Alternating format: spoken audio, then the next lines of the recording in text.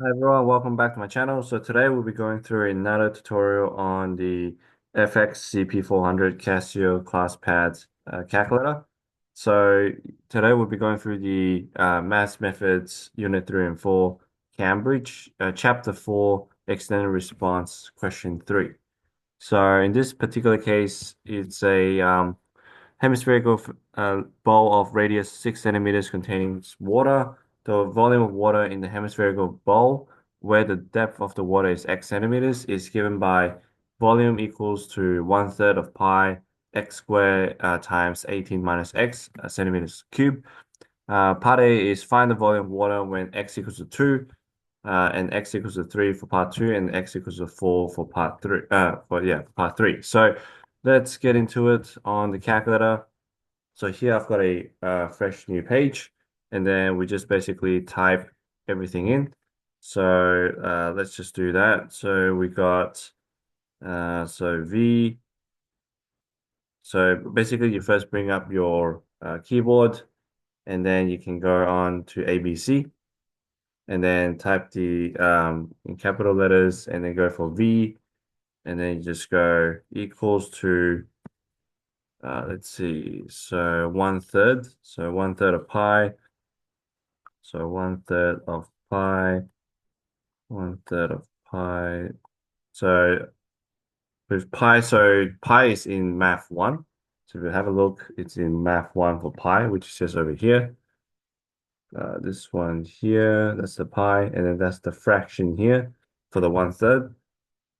So, and then we just keep going, x squared, and then bracket 18 minus x and bracket. So you can actually literally type that in, and Classpad is smart enough to know that each of these terms are multiplied together. So if you just go and execute, and that's what you get here, which is this one. So that's that. And then what you want to do is you want to substitute x equals to 2 in. So let's just do that. So we got a copy, paste, and then just sub 2 in. Uh, and then, oops. So if I go copy and then paste and then bracket X, enter, and then if I sub copy, paste 2. Oh, okay. So let's see. So copy and then paste bracket 2 and minus 2. So the first part is this answer here, 64 pi over 3. When you sub x equals to 2 in, so sub all of the x with 2.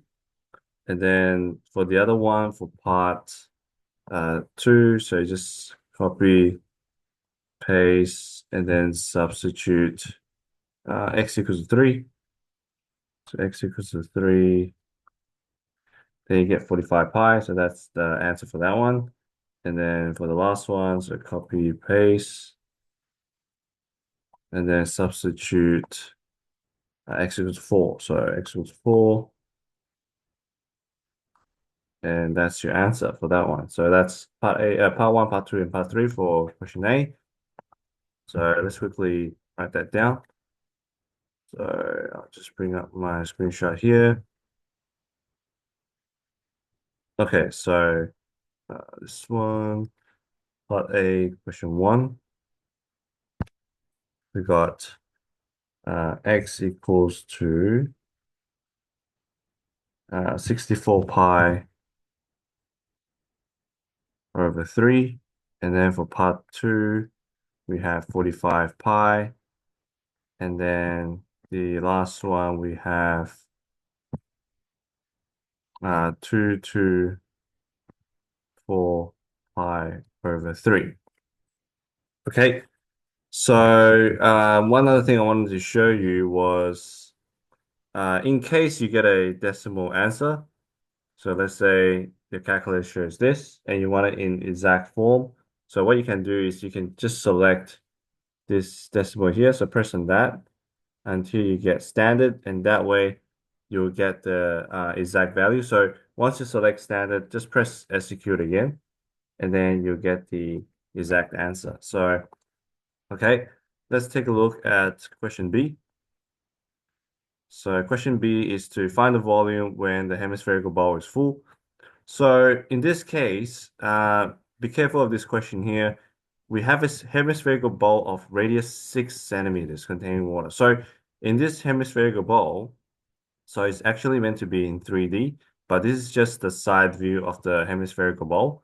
And then it only has a radius of 6 centimeters. So that means the maximum depth that it can go to is only 6 centimeters. So that means X has the maximum value of 6, and it has to be bigger than 0 because measurements can't be negative. So it can include 0 and also it can include 6. So that's actually the domain of the hemispherical ball.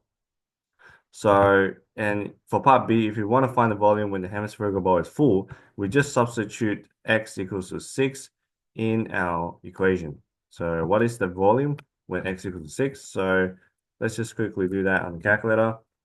So it's still the same method. We just basically, so you can always just copy what you have before. So you can use your stylus and just highlight the equation there, and then go to edit, and then go to copy, and select the one on the bottom there, edit, paste, and then you just swap the number 4 with 6. So swap it with 6, and then just go ahead and press execute. So you get the maximum volume is actually 144 pi. So let's quickly write that down. So this is 144 pi centimeters cubed. So for the previous answers, make sure you write the units in. So centimeters cubed, centimeters cubed, and that's also centimeters cubed. Okay, so part C is to sketch the volume against X. So that's pretty straightforward. We just have X here, V here, and this is in centimeters cubed. So make sure you label everything here. So this is in centimeters. And then we've got starting from 0, and it just goes up. And it has a maximum of 6, and this is at 144 pi. And make sure you just write that in clearly. So 6 and 144 pi as the coordinates. That should give you full marks. And then for part D is to find the depth of water when the volume is equal to 325 pi over 3. So in this case, we can use our calculator again, and we just use the solve function. So that's pretty straightforward. So in this case, what we can do is you can go back to the very beginning of the calculator. So make sure you don't clear your history. So what I did was I just went back to the top, use edit, copy, scroll back down, go to paste, like so. Then you sub X, so you leave X as it is. And then you take out the V and put in, so 325 pi over 3. And then put the solve function in. So this would be in math 1. So you can see the solve function here in math 1, this one. So just press on that at the start, and then put the comma, X at the end, and end bracket. So make sure you have that in. So solve 325 pi over 3, the equation, and then put comma X, and then press enter, and there's your answer. So, and you can always put that in decimals. The reason I want to put in decimals is because we've already established that X can't be more than 6 and can't be negative. So that means the second answer here, which is negative 3.85, cannot be true. X equals 16.86 cannot be true. So the only real solution here is X equals to 5. So let's quickly write that in for our answer here. So in this case, X is equals to 5 centimeters. And that's it. So that's all the answers for question 3. So if you got any questions, feel free to comment down below. Otherwise, I'll see you in the next tutorial.